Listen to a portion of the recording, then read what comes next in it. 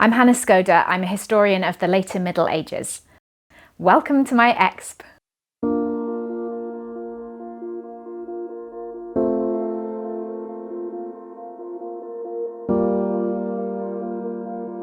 There are many reasons why studying the history of slavery in the later medieval Mediterranean is a really compelling subject. There's a sense in which these people have been written out of a number of well-known histories, which is deeply problematic, partly simply for reasons of truth-telling, partly for ethical reasons. These are individuals whose stories really deserve to be heard. Histories of the Renaissance tend to be pretty self-congratulatory, even now, and we tend to forget the women who were scrubbing the floors and washing the linen of these great humanists. So most of those humanists had domestic slaves in their households. And I think it's a side of the Renaissance which we really need to uncover and think carefully about. There's also a sense in which longer histories of slavery very often skip over the later Middle Ages. I think we're all profoundly aware of slavery in the ancient world. We are all profoundly aware of plantation slavery in a later period, as we should be.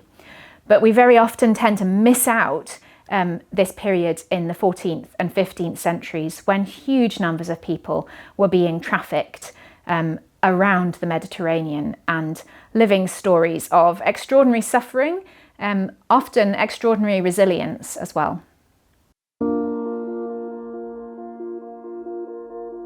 So slavery in the later medieval Mediterranean really involves the entire Mediterranean coast. So we're talking all the way around the Mediterranean. We're talking about southern Christian Europe, but we're equally talking about the north coast of Africa.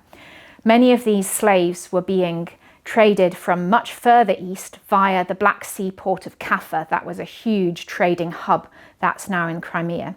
So I've been looking mostly at slavery in late medieval Christian Europe. So I've been looking at Dubrovnik in Croatia, which was then known as Ragusa. One can find slaves in cities around the coast of Italy. One finds slaves in Sicily, Sardinia, Crete. You can then trace things round across the ports of southern France and then right around the Iberian Peninsula as well. So it's largely a coastal phenomenon, but then it's sort of moving into the lands of what we now know as Italy and Iberia. Things get really interesting once you move a little bit further north, in fact. It is very much a kind of slaving zone which is focused on Mediterranean society. As you move further north, you don't find enslaved people in the later Middle Ages. Most of the enslaved people in this period are women, and the kind of slavery which we're finding in this period is overwhelmingly domestic. Most of these are trafficked women working in domestic roles in households across the Mediterranean. That's not to say that no men are enslaved in this period. Men certainly are too.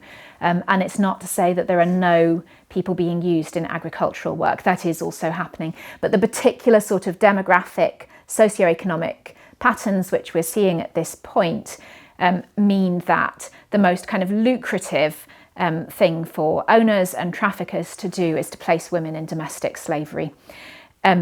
It's probably pretty obvious that much of this domestic slavery must have involved sex work as well.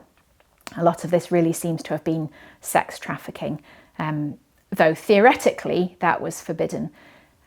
But quite clearly that's what's going on in many of these cases. People can be enslaved for a number of reasons. They can be enslaved through capture in war, according to the laws of war in various cultures across the Mediterranean. They are not supposed to be enslaved if they're Christian. Canon law says that Christians should not enslave other Christians. But that leaves all kinds of loopholes and all kinds of question marks over different sects and different movements which certainly were Christians, but which some Catholics were able to claim didn't count. enslaved people could theoretically save up a sum of money in order to purchase their manumission or their freedom. That was one way in which one could gain freedom.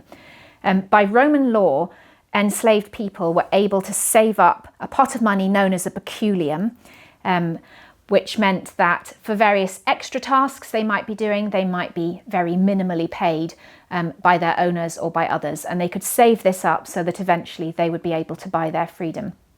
It's very unusual that people were able to save up enough to buy the full nominal value of themselves. So they're heavily reliant on the quote-unquote goodwill of their owners. And very often their owners will use this as an example of what great Christians they are, that, you know, they agreed to one of these transactions. There's a particularly moving case in Dubrovnik from the early 14th century of a woman named Debratcha, who saves up her peculium to buy her freedom, but there is no way she can save up enough. And rather wonderfully, her sister, a woman named Zueta, helps her by providing half of the sum of money that Debratcha needs in order to purchase her freedom. But even this isn't enough. The only way Debratcha can actually raise enough money to purchase her manumission or her freedom is by selling her labour to another man.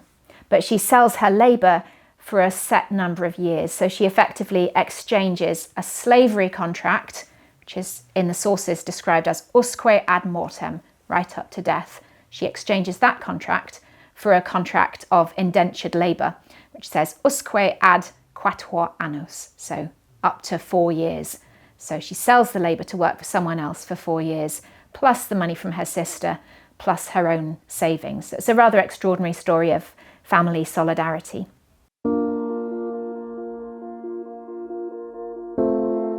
There's another extraordinary story of 3 girls, also from Dubrovnik, called Galicia, Stojana and Turdislava. I describe them as girls because they are still teenagers. They're really very young. And I think they must have found some solidarity with one another, because the 3 of them go to court together to say they had been enslaved, but wrongly, because they're Christians. This should not have happened. They'd been captured in the hills around Dubrovnik and trafficked into the city wrongly.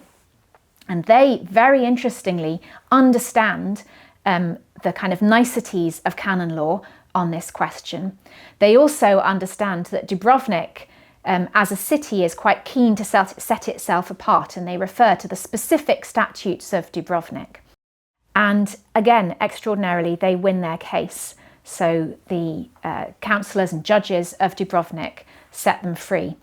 We know about this partly because there's then a long battle from the man who'd bought them with the people that he had apparently commissioned to go off and find him some slaves in the countryside so that he can get compensation. And that whole process of seeking compensation also tells us about the extraordinary courage of these girls. I would like to address 3 misconceptions primarily. So the first would be that there is very little slavery in this period, that in longer histories of slavery, this is not a period which deserves attention. In longer histories of slavery, the later Middle Ages are an absolutely crucial moment, not just in a sense of transition from one form of slavery to another. This is a distinctive period which operates in distinctive ways. The second misconception that I would like to address is the kind of self-congratulatory narrative of the Renaissance, which we are so often very compelled by.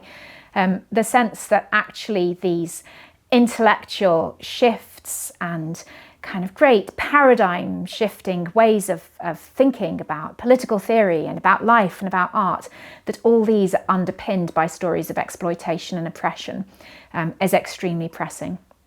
And the third misconception I'd like to address is that people in these situations are just victims. Many of these people were victim survivors. Their stories of resilience and legal know-how and courage are really extraordinary, and their humanity deserves our attention.